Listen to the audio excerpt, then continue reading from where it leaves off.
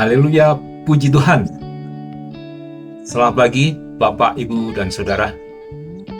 Dimanapun Anda berada saat ini, kita bertemu lagi dalam acara Renungan Pagi. Senang sekali kita dapat berjumpa lagi, dan saya yakin Anda dalam keadaan baik-baik saja. Apapun kegiatan Bapak, Ibu, dan Saudara pada pagi hari ini, baik yang bekerja di rumah, ataupun di kantor, di pabrik, maupun sedang menjadi juru mudi atau penumpang, baik di darat, di laut, maupun di udara.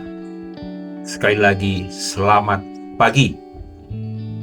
Tapi, sebelum mengikuti renungan firman Tuhan pagi hari ini, mari kita berdoa.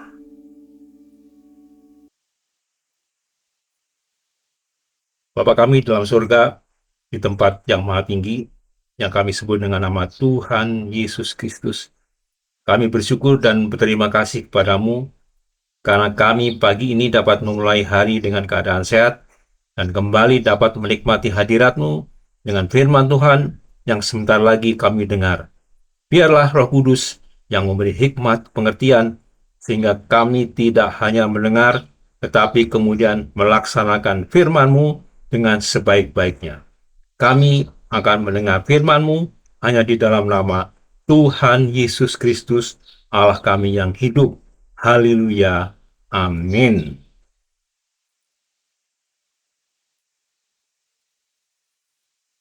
Topik utama renungan pagi untuk bulan ini adalah pemulihan finansial. Sedang judul renungan untuk hari ini adalah damai di tengah masalah keuangan. Ayat pokok terdapat di dalam Filipi pasal 4 ayat 7. Saya bacakan. Damai sejahtera Allah yang melampaui segala akal akan memelihara hati dan pikiranmu dalam Kristus Yesus. Ayat pokok kita dimulai dengan dua kata. Damai sejahtera. Apa arti damai sejahtera? Damai berarti tidak ada perang, tidak ada kerusuhan, aman, tentram, tenang, dan tidak bermusuhan. Dan sejahtera berarti aman, sentosa, dan makmur, serta selamat atau terlepas dari segala macam gangguan. Secara keseluruhan, damai sejahtera merujuk kepada kondisi atau perasaan hidup yang aman, tentram, harmonis, makmur, dan bebas dari segala macam gangguan maupun kekhawatiran. Beberapa kata terakhir dari kalimat ini adalah bebas dari segala macam gangguan maupun kekhawatiran. Berarti juga bebas dari kekhawatiran mengenai masalah keuangan. Berdasarkan berbagai survei kesehatan, mental, dan psikologi, seperti yang dilakukan oleh American Psychological Association, masalah keuangan secara konsisten menempati urutan pertama atau nomor 1 sebagai pemicu stres utama dalam hidup seseorang, mengalahkan masalah pekerjaan, masalah hubungan asmara, maupun masalah kesehatan.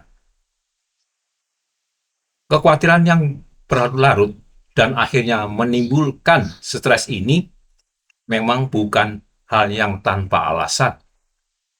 Beberapa hari terakhir, rupiah melemah. Sempat tembus rekor rendah 18.045 rupiah per dolar. Kemudian, indeks harga saham gabungan turun juga. Bursa saham turun lebih dari 30% dari 700 lebih saham yang terdaftar di Bursa Efek Indonesia. Hal ini pasti akan berpengaruh bagi semua orang. Tidak ada perkecualian. Orang yang belum pernah melihat dolar pun, pasti keuangannya atau sederhananya penghasilannya dalam rupiah juga akan menurun. Tetapi, sekali lagi, tetapi dalam huruf besar. Kita sebagai anak-anak Allah mempunyai prinsip keuangan berdasarkan Alkitab. Prinsip itu adalah jangan khawatir, percaya saja pada pemeliharaan Tuhan. Sebagai dasar prinsip ini, dalam Matius 6, Tuhan Yesus Kristus sendiri mengatakan sampai 3 kali, jangan khawatir, untuk menunjukkan betapa dia sangat memperhatikan kehidupan jasmani, yang berarti juga masalah kecukupan finansial, di samping kehidupan rohani yang telah dijanjikan kepada orang-orang yang percaya kepadanya. 3 kata, jangan khawatir, terdapat di dalam ayat-ayat sebagai berikut. Matius 6 ayat 25. Karena itu aku berkata kepadamu, jangan khawatir akan hidupmu, akan apa yang hendak kamu makan atau minum, dan jangan khawatir pula akan tubuhmu, akan apa yang hendak kamu pakai. Bukankah hidup itu lebih penting daripada makanan, dan tubuh itu lebih penting daripada pakaian? Yang kedua sekarang, Matius 6 pasal 31. Sebab itu janganlah kamu khawatir dan berkata, apakah yang akan kami makan? Apakah yang akan kami minum? Apakah yang akan kami pakai? Yang terakhir, Matius 6 pasal Matius 6 ayat 34. Sebab itu janganlah kamu khawatir akan hari besok, karena hari besok mempunyai kesusahannya sendiri. Kesusahan sehari cukuplah untuk sehari. Pemirsa, yang perlu kita renungkan hari ini adalah, apakah aku sudah menyerahkan kekhawatiran keuanganku kepada Tuhan?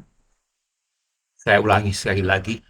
Apakah aku sudah menyerahkan kekhawatiran keuanganku kepada Tuhan? Mari kita berdoa untuk menutup perjumpaan pagi ini.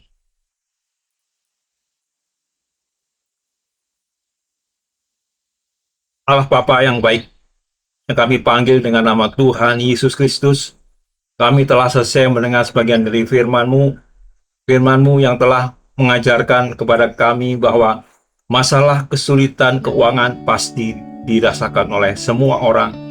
Tetapi kami sebagai orang-orang percaya, sebagai anak-anak Allah, tidak perlu khawatir karena Tuhan sendiri yang akan memelihara kami dengan caranya sendiri. Terima kasih untuk firman-Mu yang telah kami dengar pagi ini. Kami telah berdoa dan mengucap syukur hanya di dalam nama Tuhan Yesus Kristus. Haleluya. Amin.